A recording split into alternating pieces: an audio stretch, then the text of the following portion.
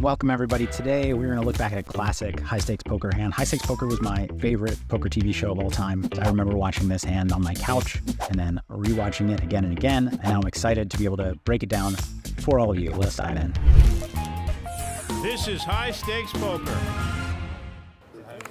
Gus Hansen opens up with pocket fives. He raises to 2,100. Negreanu with pocket sixes, raises to 5,000. So Gus Hansen raises 2,100 with pocket fives, very standard. Daniel Negreanu 3-bets him in position with pocket sixes. This is not super standard, especially back then. You know, today there's a lot more small 3-betting in position than there was way back in the day, especially in cash games. Negreanu, though, pioneered that small ball strategy. And we get to see the benefit of it when Antonio Esfandiari, facing a raise and a 3-bet cold with ace-queen offsuit, decides to throw his hand away. Out of position against Gus and Daniel Negreanu. That's exactly what Antonio is thinking about. He's out of position against Gus and Daniel. Whereas if it had gone raise call, Antonio might 3-bet that hand. He's certainly going to get in there. And instead, Negreanu isolates Gus Hansen and actually has a pair-over-pair situation with a ton of equity. And he keeps his range more disguised this way. Gus now calls with his pocket fives, very standard. And we head to a very interesting flop. Yeah, probably not. Flop comes 9, 6, Wow. 5. Oh, Both players have flopped sets. Daniel's got 3 sixes. Gus has got 3 fives. Gus is going to lose a lot of money in this hand. Only thing that could save him is maybe a 7 or an 8 coming up and slowing down the action on the turn.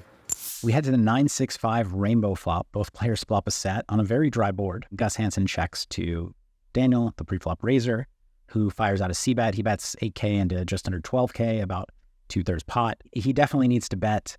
We could argue, should he bet really small? Should he bet this size? It's not a huge deal. And especially back then, before the advent of solvers, we don't really know what the right sizings are.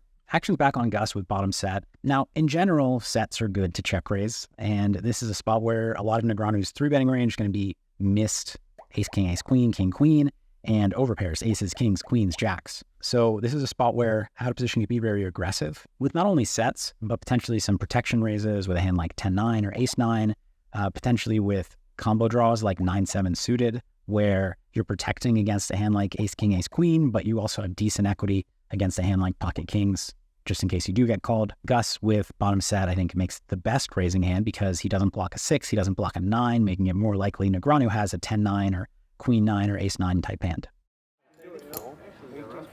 Gus is trying to figure out what to do here. He's going to raise. here. That's the right move. You don't want someone coming in here with a hand like 9-8. He raises to $26,000. And Daniel is just going to call. He's going to let a card come off. I like this move by Daniel. Gus is convinced he has the best hand now.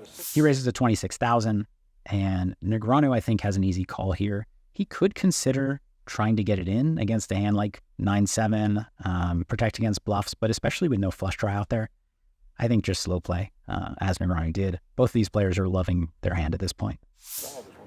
Turns another 5. Wow! Gus has made quads. Gus Hansen has quads, and Daniel Negreanu has 6s full. 5 of spades on the turn. Now Gus is loving his hand even more. Negreanu's loving his hand more than he'd done on the flop as well. He now beats straights. He's now got Gus Hansen's gut shots drawing dead.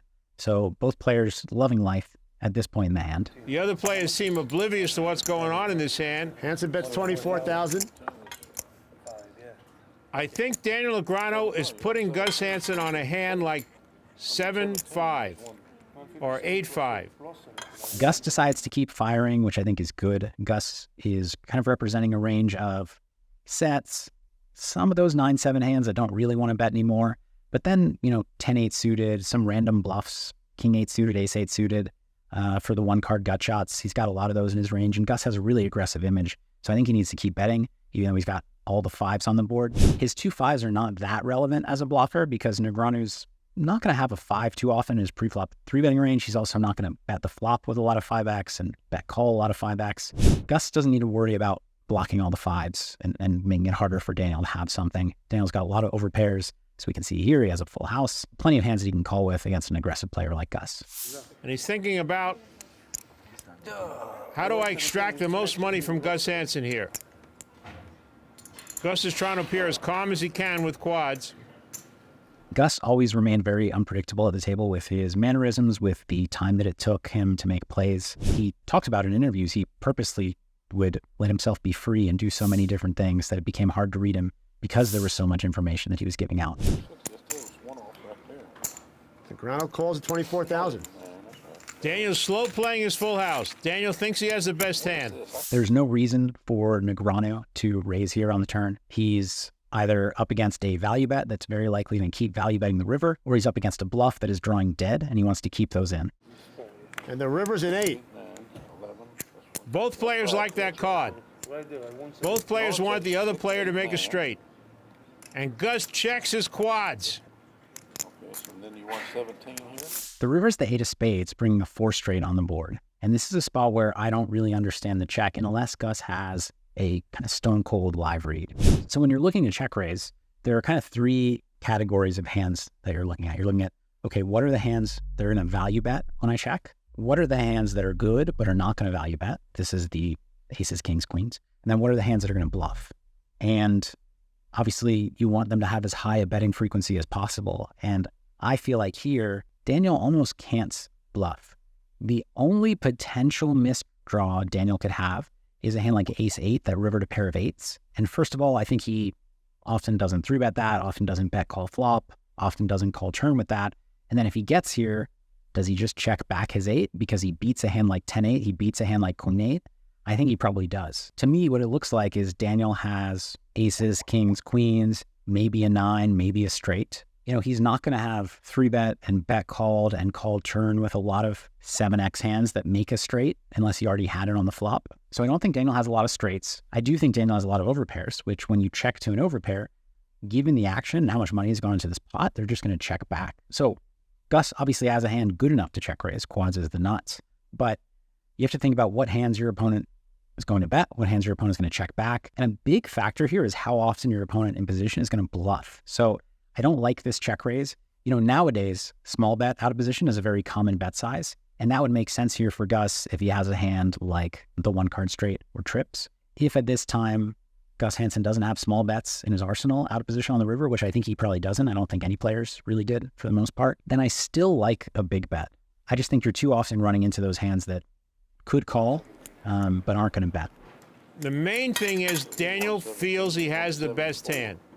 And there's no reason he shouldn't feel he has the best hand. Okay, that's where I make a mistake. He's feeling the right amount to bet is $65,000. $65,000. There's nothing to decide here except for how big to bet. It's a weird spot for Negreanu because he can't really be bluffing. I think especially back then, you know, Negreanu today would find the ace-8 bluffs, or he would find some 9x bluffs because he realizes he is at the bottom of his range, and, you know, Gus might have rivered a straight. Daniel can rep a really big hand and make him fold a straight potentially. I think back then nobody was thinking like that enough, even great players like Gus and Negreanu. It's one of those weird spots where it's hard for Daniel to get called kind of no matter what he bets by weaker hands than his, but he has a full house. He's facing, I mean, he's got to bet something. I think I might have bet a little bit bigger, but he sizes down a little bit because of that fact. I think that it's really hard to get called. 50 there. 96. I'm all in. 65. Huh? I'm all in. 160. How much more is it? That shocked Daniel. Wow. Count his. So he bets 65,000. Gus pretty quickly goes all in with his quads, and Daniel knows he's in trouble. He's not thrilled to face an all in, as most players would be with pocket sixes here. Daniel knows that Gus is a loose player, but I don't think he thinks he's loose enough to make this kind of bet on a bluff. How much? 167. Daniel's got to know that Gus has a hand. What he's trying to figure out is, does it beat his He hand? might have the nuts. The key takeaway for me is, as the potential check raiser on the river, think about what types of hands you're targeting. Also think about what your hand looks like. You know, here on the river 8, maybe Gus has an 8, but it's still not going to make Daniel want to bet pocket queens. It's just way too thin. I don't feel like this is a spot where Gus can represent enough 10-9 and things to entice Daniel to value bet a very thin hand like pocket queens. And I think he's going to make more money over betting, big betting, or small betting. Another thing to keep in mind is the benefit of the small bet is so great because you still get raised by those sixes, rather than here, Negreanu bets sixes and is considering actually folding. Whereas if Gus Hansen bet small, Negreanu might have just shoved his sixes in without a second thought. Buddy, this is if I lose this pot, it's a cooler, so can't feel too bad. If I lose this pot, it's a pretty bad cooler. Pocket fives, pocket nines, maybe like pocket eights. Ooh, that'd be sick too. That would be sick. Well, you're right, Daniel. It's one of the above. Yeah. In the end, Negreanu went through the hands that Gus could have. He could see some hands that beat him, but Gus is one of the most unpredictable players at the table, maybe the most unpredictable player at the table. And so... What else would Gus Hansen be raising you $165,000 with? And Daniel decides to call. Oh, so sick. Shows in the fives. Pocket sixes? You had one out. I believe you. I believe you. I wasn't too happy on the flop, but once the turn came up. Wasn't too happy. Meanwhile, he rakes in a pot over $575,000. Hope you enjoyed the breakdown. I hope you learned something. I had fun looking back at it. I will see you in the next video. You're looking at a man who just lost almost $300,000 cash. 67. He bets gonna get raised. Tough one. I was worried a little bit. But I wasn't exactly going to throw it away. Gus Hansen's just won Wow, that's pretty sick. almost a $600,000 pot, Oh, that's pretty sick. and he's real excited about it.